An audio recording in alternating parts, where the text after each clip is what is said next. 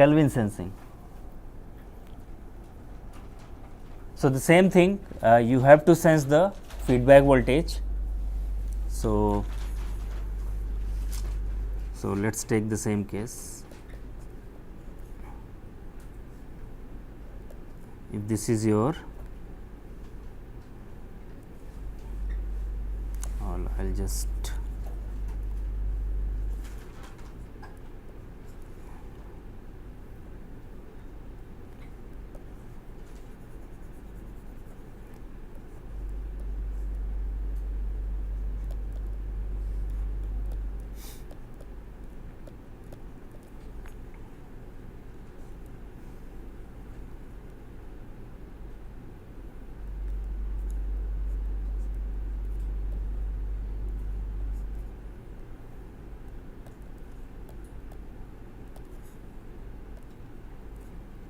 so let us say you are doing the remote sensing.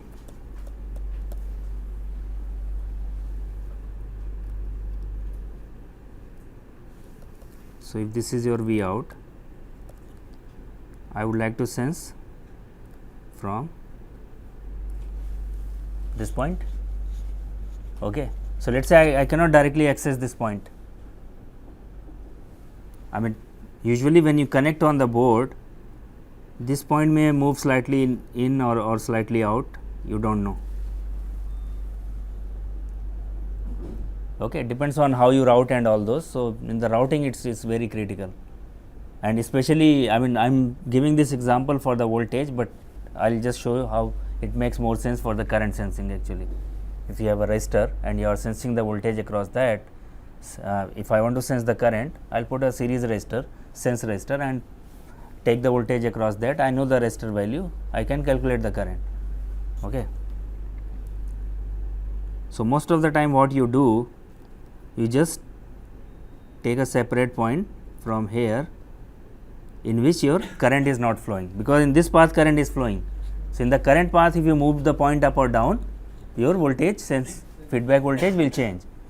So, what you do, whatever the sensing point is, just take that out separately. Now, no current is flowing, it does not matter how long you take it, you can take it closer to your amplifier also, that point voltage will not change, because there is no current flowing into this. Okay. So, the classic example would be your current sensing. So, let us say if I want to sense the current,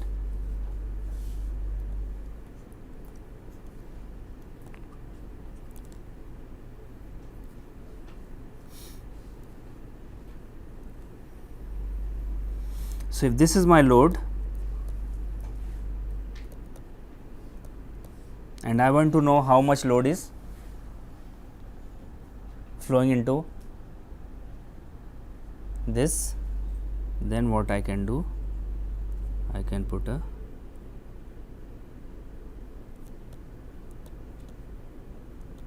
R sense plus minus V sense. So, I load equal to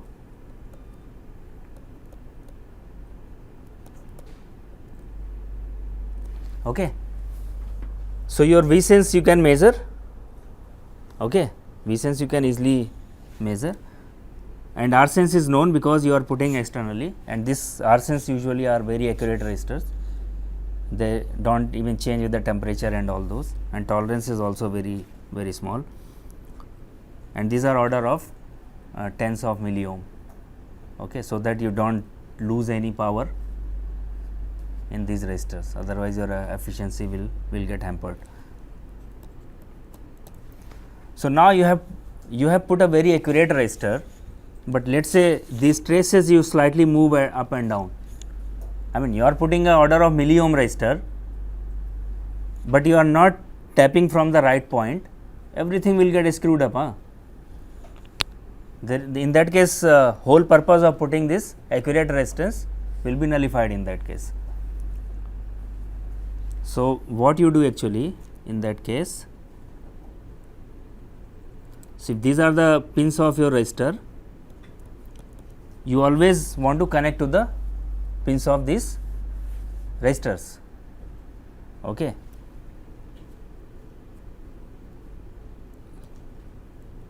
So what they provide, they will provide 2 extra pins and they call it sense pin. So rather than connecting to the directly that current path, you sense from these 2 separate pins and we call it Kelvin sensing. Okay, which means the point you are sensing, there is no current flowing into that, and most of these accurate sense resistors, if you see, they come with the 4 pins, and you can look at the data sheet actually. 4 pin R sense. If you don't have this, then if you, let's say you are putting on chip, so in the on chip your resistor will look something like this.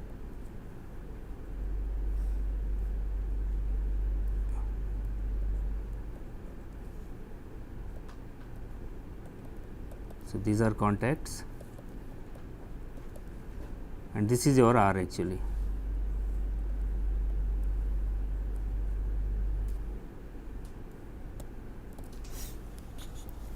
So this made of special layers, it could be polysilicon or any diffusion resistor. Okay.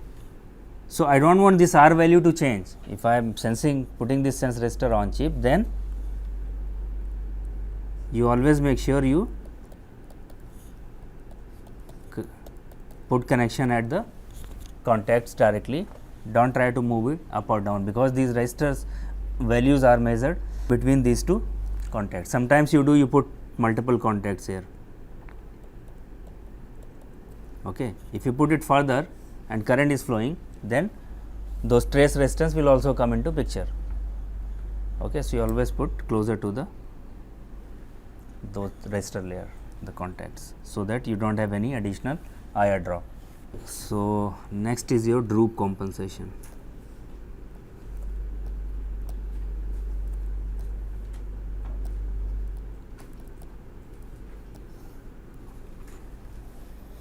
So droop is nothing but the undershoot or overshoot which you have due to line transient or load transient.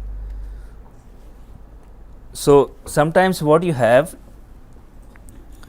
designed your regulator and you are not able to achieve better than, let us say, 5% or so, and your requirement gets tighter due to some reason,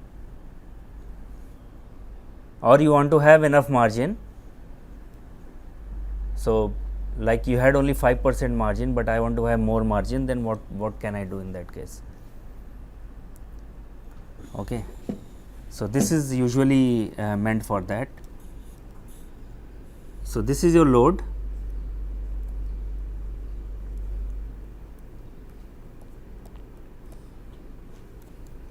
and we know this is your V out.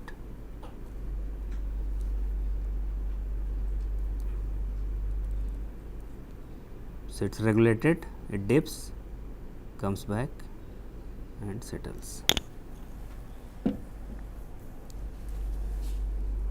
So if this is, let's say, this is your V out, this point is V out minus 5%, and your regulation window is, let's say,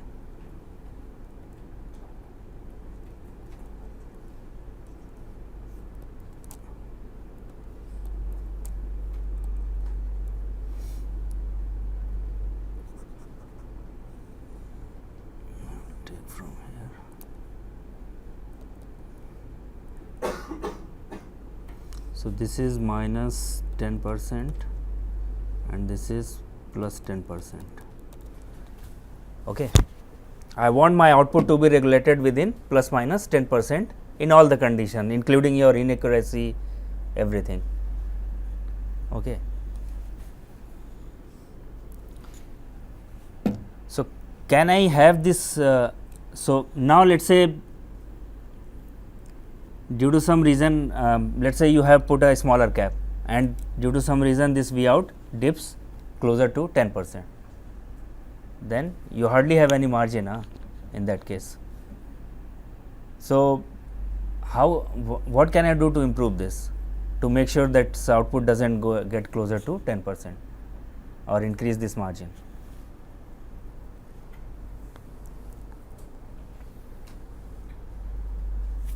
So, my system says that as long as you are within plus minus 10%, it is fine. So, when I have a load, is it possible I can move my V out slightly up? Sorry, when you do not have a load, because when you have a load it dips. So, when you do not have any load, if I regulate my output, instead of, let us say this is 1.2 volt, instead of 1.2 volt, so plus 10%, which means I have a 120 millivolt margin on the upper side and 120 millivolt on the lower side. So, if let us say if I move it 5% up, 60 millivolt higher, instead of 1.2 I regulate at 1.26 volt. So, again, but here let us say my output is 1.26 volt.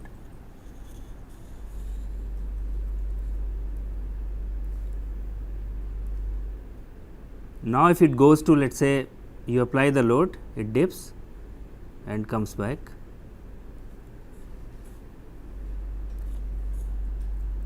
So, what would happen here?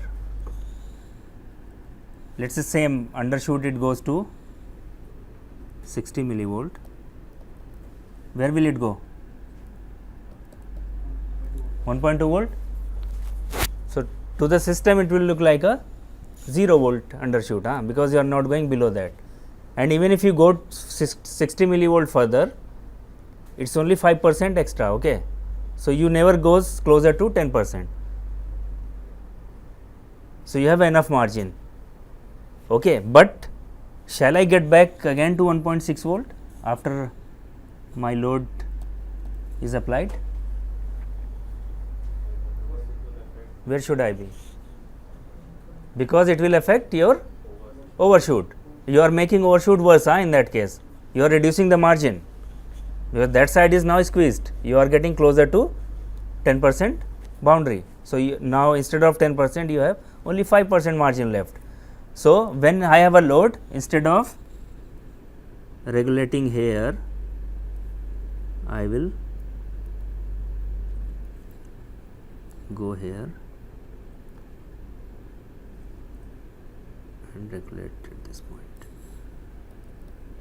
So, this is your 60 millivolt, again I have a, let us say 60 millivolt. So, what will this voltage? 1.1, correct. Now, if you release the load, what would happen? It will try to go up, okay, and come here. Okay. Then again you go back to this. Okay.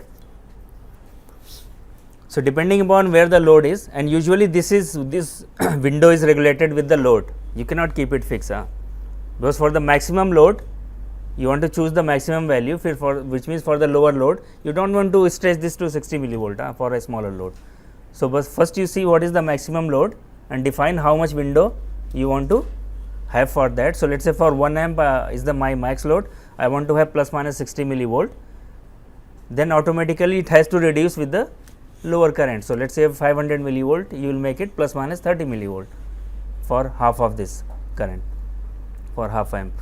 So, which means this window should be a function of your load current. So, you sense the load current and change your reference voltage in such a way that depending upon when load is there is no load or you have a higher load, depending upon that you decide where it should be above 1.2 volt or below 1.2 volt. Okay. And this is called Droop compensation, and lot of time it is used actually in your system. Now, remember again go back to your remote sensing. If I do not do the remote sensing, will this help? Will it make a automatic Droop compensation? So you have a trace R. So when you apply the load, your output voltage will dip, and that's what we are doing here. So in case of if you have a remote, basically your system is placed remotely and you have a trace R, then this droop compensation will automatically be there. In that case, making this remote feedback doesn't make any sense in that case if you want to make the droop compensation. But one thing you have to make sure that your IR drop across that trace should not be large enough so that you hit one of the boundaries. Okay. If you make sure that your trace resistance is smaller within your limit, then you can use and you don't have to do anything in that case. Otherwise, you will have to deliberately do it by controlling the Vref. Okay. So there are two ways. You can put a series resistor at the output or utilize the trace resistors. You will automatically get that, or you control the Vref. The advantage with controlling the Vref is that you don't have any additional losses. Putting the series resistor means I square R loss will be there. So that's the only drawback. But by default, if you have there, you don't have any choice, then you just try to utilize the same for this purpose. Okay, so how do you usually implement this? So one way I talked about, you can put a series resistor. So let's say this is your regulator.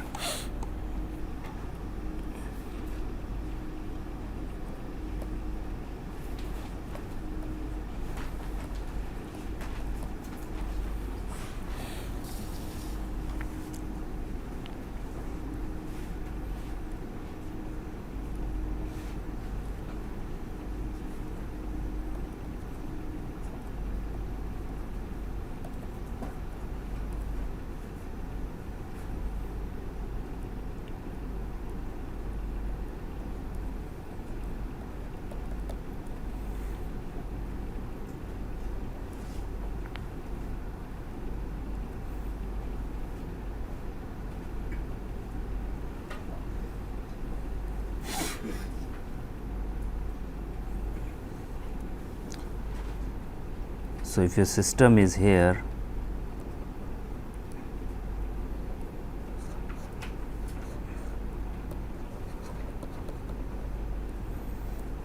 and let's say you have a cap here.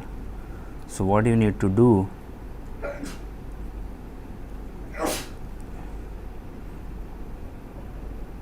you have to put a series resistor. Let's call it R Droop, and if this is your I load, and let's say this is your 1.2 volt, and what I want V out to be 1.14 volt to with I load equal to 0 to 1 amp. So in order to get your output, basically droop compensation in both the directions, where will you, at what load current you will regulate at 1.2 volt? Half the current, so 500 milliamp. If you have a 1.2, then if you have more than 500 milliamp, it will be basically, what will be that?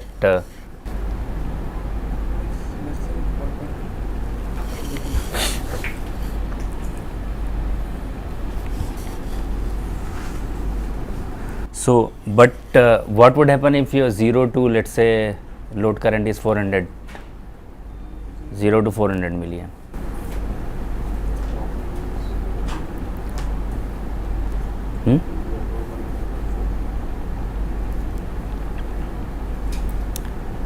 So the drop will be more than 1.1. It will be more than 1.1. Yeah, so is that preferable, or?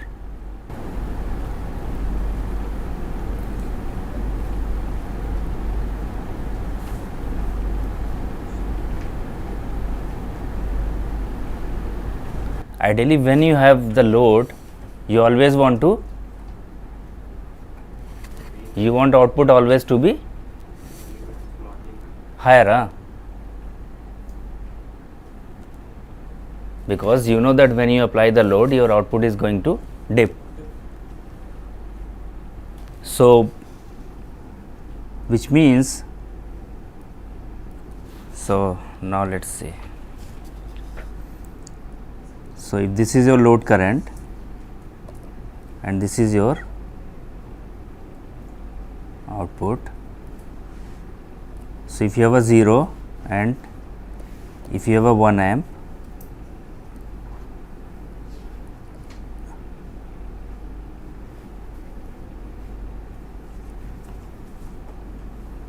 so in this case you want output to be above 1.2 volt, and in this case you want output to be regulated. After you settle, you want output to be regulated below. So, where will you regulate? How will you fix the Vref in that case?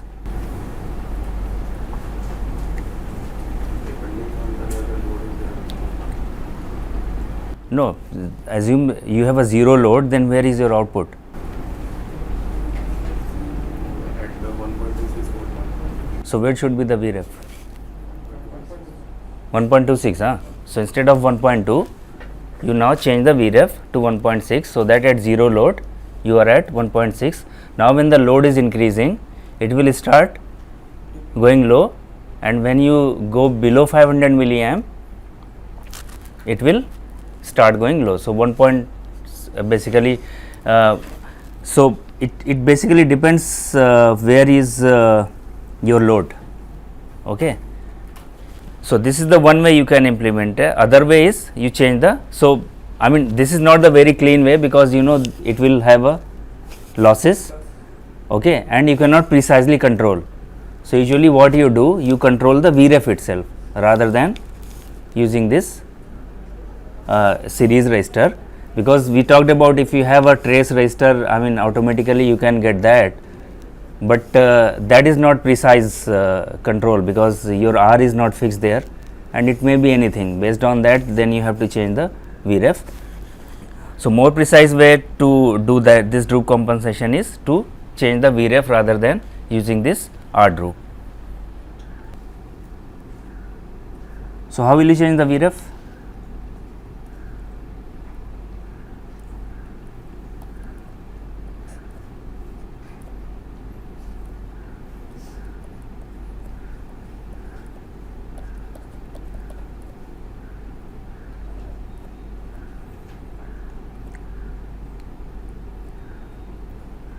So, now you can put your regulator. One advantage is closer to your system, because you are not looking for any IR drop here. Okay, you want to minimize that. So, you either use a remote feedback or put your regulator closest to the system. And this is your C out. So, how can we change the Vref? So, if this is my Vref generator,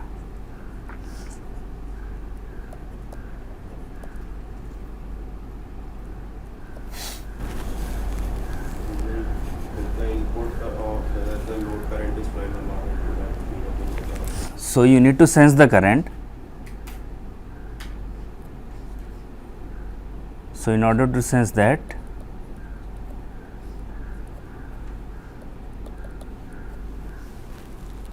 current mirror is nothing but the same replica of the transistor with a different, it could be same size or different size. So, if you want to scale down, so let us say this is flowing 1 amp and I want to sense 1 amp, but I do not want to put the same size of the transistor to sense that. If I do that, I will be losing lot of area and lot of power also. So, what I do, I use the scale down version of that. So, let us say if this is 1000 times, then this is only 1x. So, if 1 amp is flowing here, then only 1 milliamp will be flowing in this. Now, you can sense that, and based on that you basically control this. So, you can dump it into a resistor.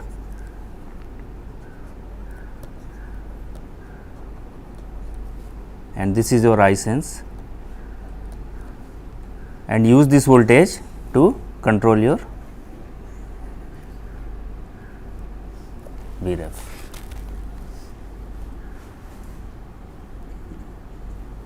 Okay.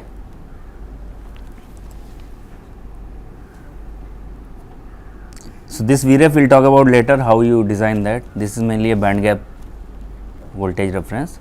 So, you have to take this voltage and add and subtract the same in order to get Vref plus delta V or Vref minus delta V, depending upon whether load is there or not.